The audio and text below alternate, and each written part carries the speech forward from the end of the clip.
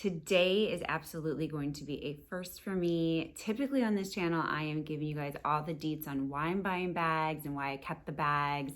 But today I am going to be telling you about the bag that sadly I will be sending back. Typically for Christmas, I just order myself a bag and it arrives and I check it out just to make sure I like it. I put it back in the box and I give it to my husband and I say, give it to me on Christmas. So we've done that for a couple of years and it's worked out really well. Now, I also just kind of wanted to let you guys in on the scoop. I normally get about 2 bags a year. I try not to go crazy.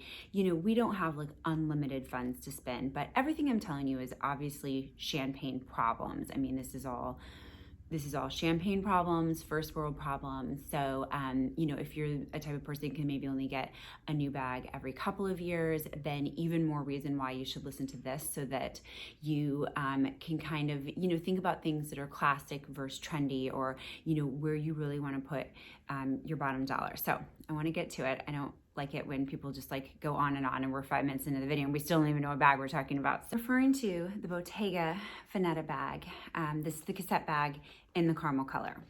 So can I first explain to you guys my love affair with Bottega? When I lived in LA many years ago, so remember when those hobo classic bags were in style? So it was the one shoulder and it just hung here and it was kind of like this hobo, super unstructured bag.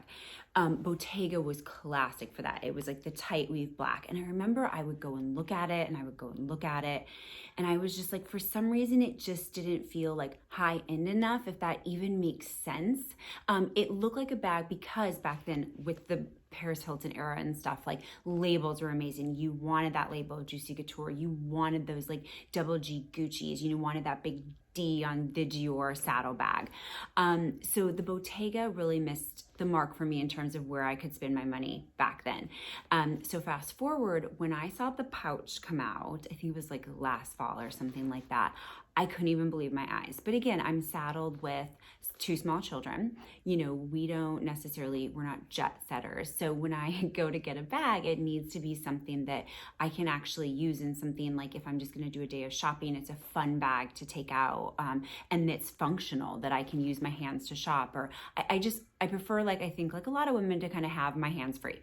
So that's why I thought when I saw this come out, the padded one, I was like, yes, this is finally my time to grab a Bottega and something that's going to be useful, that looks beautiful, that makes a statement. But for some reason, when I opened this bag, it fell so short, and I still can't decide if it's the coloring. In the tags, obviously, still, the strap to me is very odd. Like, I don't know if you can see here, it was already, you know, kind of buckled. There's like a seam here. Oh, so sorry, I meant to say, like, the bag was already buckled, and so I moved it down, and this is already dented. Like, I get that the leather is soft, like, I absolutely get that. But just kind of when I'm looking at overall quality and structure, we just have like a simple stitch here that to me doesn't look very strong. The lines here on each side, quality is just not quite there for me. The clasping mechanism is also a bit odd. I feel like it has this weird hook here. It's so hard to show you guys. So it's kind of like pops open, but it's a little bit difficult to kind of pop in and out. Like, you almost have to kind of push down and then push up, which, see, I missed it there. And so when you're going to pull it open, you're almost yanking this entire mechanism up. So again, if I'm looking at a bag that's going to survive wear and tear, I'm just not seeing how this is gonna make it. I'm seeing a lot of scratches on this soft leather from when I don't get this closed, and then this kind of like pulling up and scratching. And then when I'm pulling this, I just don't see the quality being there. So the inside has quite a bit of room. I mean, nothing too fancy. You could definitely get, you know, a phone, a small wallet. So this would be a very light day bag, if at all. I mean, obviously this is not the type of leather that you would want to put any sort of, you know, water or anything like that in. And that brings me to my next point, because this bag has no lining on the inside whatsoever. So if there was like lipstick or anything, I don't even know how you would clean it so that it wouldn't even show on the other side or seep through, because this is all just woven and these are completely like open spaces in the weave, right?